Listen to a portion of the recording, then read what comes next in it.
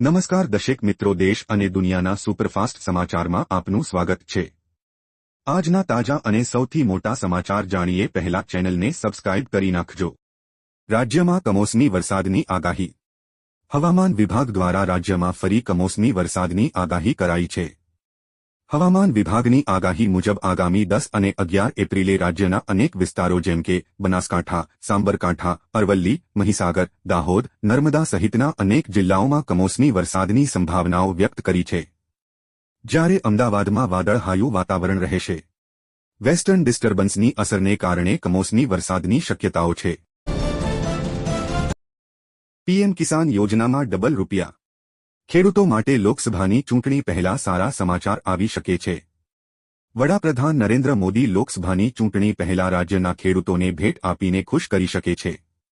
વડાપ્રધાન નરેન્દ્ર મોદી રાજ્યના ખેડૂતો માટે પીએમ કિસાન સન્માન નિધિ યોજનાના હપ્તામાં વધારો કરવાની જાહેરાત થઈ શકે છે। જ્યારે હાલમાં પીએમ કિસાન સન્માન નિધિ યોજનામાં દર વર્ષે 3 હપ્તા આપવામાં આવે છે અને એક હપ્તામાં 2000 રૂપિયા મળે છે। આટલે ફૂલ ખેડૂતોને 6000 રૂપિયાની સહાય આપવામાં આવે છે।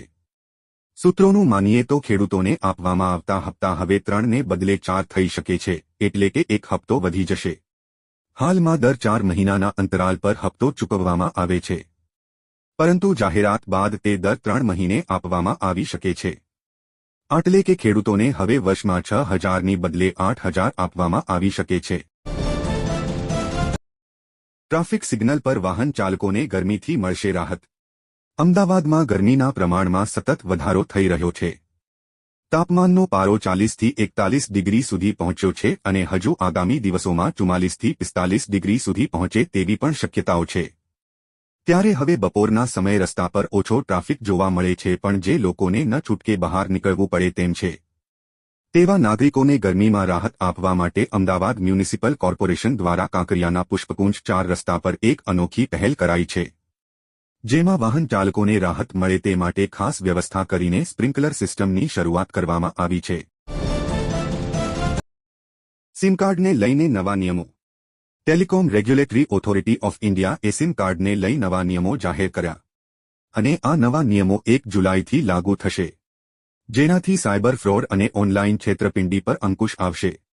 Telecom regulatory authority of India મુજબ જો ખોવાઈ જવાના અથવા તૂટવાના કિસ્સામાં તમે સિમ સ્વેપ કરાવો છો તો તમારો નંબર પોર્ટ થશે નહીં। આ સમય મર્યાદા 7 દિવસની રહેશે। ઘણીવાર છેતરપિંડી કરનારાઓ સિમ સ્વેપિંગ કરીને લોકોને લૂંટે છે, કેમ કે સિમ સ્વેપિંગ કોઈ જાણતું નથી।